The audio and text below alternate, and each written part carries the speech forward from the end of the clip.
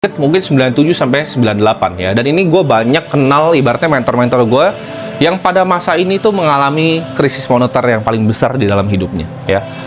Di Juni 97 rupiah itu 2.380. Jadi kalau kalian hitung dari tadi naiknya itu udah double lagi sebenarnya ya. Dari yang 1.400 tadi naiknya udah double lagi.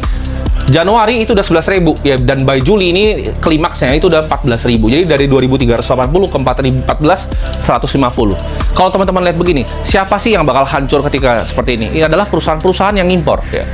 Perusahaan-perusahaan yang banyak hutangnya dalam format apa? Format hutangnya adalah USD. Karena dia harus bayar hutangnya, ya kan? Ketika dia berhutang pakai USD sedangkan nilai tukarnya 2.380 jadi 14.150, ini banyak bank yang kolaps barengan semua ya. Bank ini hancur semua. Dan waktu itu banyak yang kolaps, sampai ada yang besar sekalipun mau kolaps harus diintervensi oleh pemerintah ya. Dan kita terjadi ya di sekitar Mei sampai Juni ya, ini krisis moneternya ya, sampai 16.800. Pertama ya, krisis keuangan Asia terjadi, tingginya utang luar negeri swasta, ini yang gue bilang tadi. Jadi banyak perusahaan yang utangnya utang luar negeri.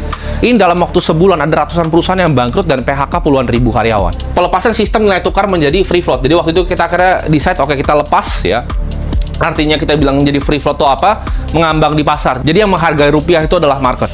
Dan ketidakstabilan politik ibaratnya dalam negeri ya. Nah, total utang luar negeri kita 138 miliar ya. Sementara ini penting nih teman-teman tahu. Jadi hutangnya 138 miliar US dollar, sedangkan cadangan devisanya cuma 14,44 miliar. Nah, kalau ketika ini terjadi, ini udah resep nih. Ini resep buruk nih ibaratnya ya. Jadi banyak perusahaan bangkrut ya. Ada kerusuhan dan 70% perusahaan di pasar modal Indonesia ibaratnya insolvent. Harus ada yang coba untuk intervensi mereka untuk bisa selamatin mereka.